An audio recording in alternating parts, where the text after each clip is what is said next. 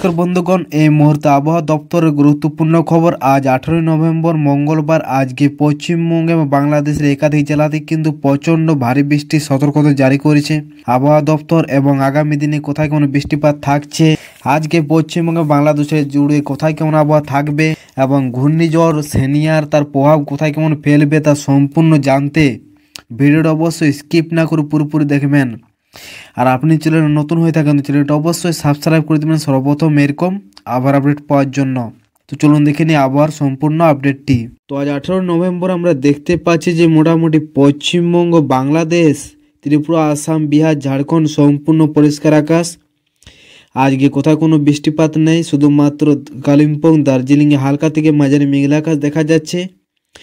বাকি বৃষ্টিপাতের কোনো সতর্কতা নেই। কিন্তু আমরা যদি চলে যাই এখানে দক্ষিণ পূর্ব ভারতে, যেমন বেঙ্গালুরু, চেন্নাই, পন্ডিচেরি, মদুরাই, তারপর এখানে শ্রীলঙ্কা দেশে সম্পূর্ণ দেখতে পাচ্ছেন 2 থেকে কোথাও কোথাও 10 mm বৃষ্টিপাত, আবার কোথাও 3 থেকে 4 mm বৃষ্টিপাত দেখা যাচ্ছে। মানে প্রচন্ড পরিমাণে ভারী বৃষ্টি থাকছে এই দক্ষিণ পূর্ব ভারতে। বাকি এর প্রভাব বাংলায় আমরা দেখতে পাচ্ছি কোনো প্রভাব ফেলবে না, এটা অনেক দূরে রয়েছে। সম্পূর্ণ পরিষ্কার আকাশ থাকবে। আগামী 19 তারিখও দেখে নেবো। তো আগামী 19 তারিখও দেখতে পাচ্ছি সম্পূর্ণ পরিষ্কার আকাশ, কোথাও কোনো এর প্রভাব থাকবে না। তবে আগামী দিনে মোটামুটি 25 থেকে 26 তারিখের মধ্যে একটি নিম্নচাপ সৃষ্টি হবে, যার নাম সেনিয়ার রাখা হয়েছে। সেটা কিন্তু বাংলাদেশ, পশ্চিমবঙ্গে, বিহার, উড়িষ্যাতে কিন্তু এর প্রভাব থাকতে পারে। তো এটা অবশ্যই আগামী দিনে দেওয়া হবে কেমন কোথায় আবহাওয়া থাকবে। তো চলুন দেখে নিই তাপমাত্রা এবং আবহাওয়ার সম্পূর্ণ আপডেটটি। আজকে আমরা দেখতে পাচ্ছি কুয়াশা সতর্কতা দেওয়া হয়েছে 19 থেকে 21 তারিখ। 21শে নভেম্বর পশ্চিমবঙ্গের বিভিন্ন জেলায় কিছু স্থানে সকালবেলা হালকা থেকে মাঝারি কুয়াশার সম্ভাবনা রয়েছে।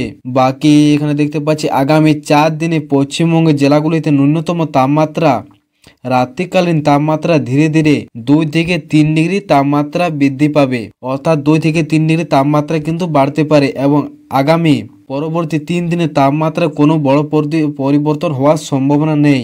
এবং আগামী 1 সপ্তাহে রাজ্যে কোথাও আবহাওয়া সতর্কতা নেই, সর্বত্র শুষ্ক আবহাওয়া দেখা যাবে। বৃষ্টিপাতের কোনো সতর্কতা নেই আগামী 24 থেকে 25 তারিখ পর্যন্ত।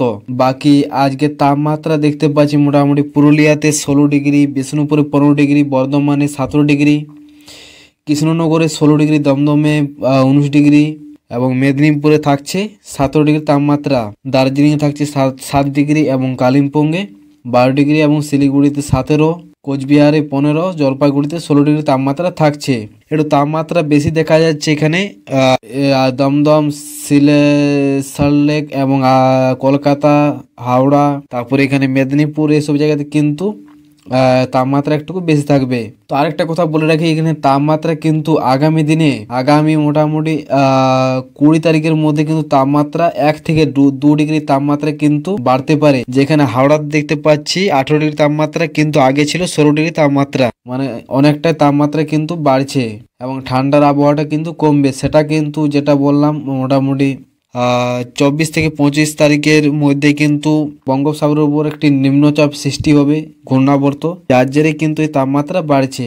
তো এটা পরবর্তী দিনে অবশ্যই আপডেট দেওয়া হবে কোথায় কেমন আবহাওয়া থাকবে।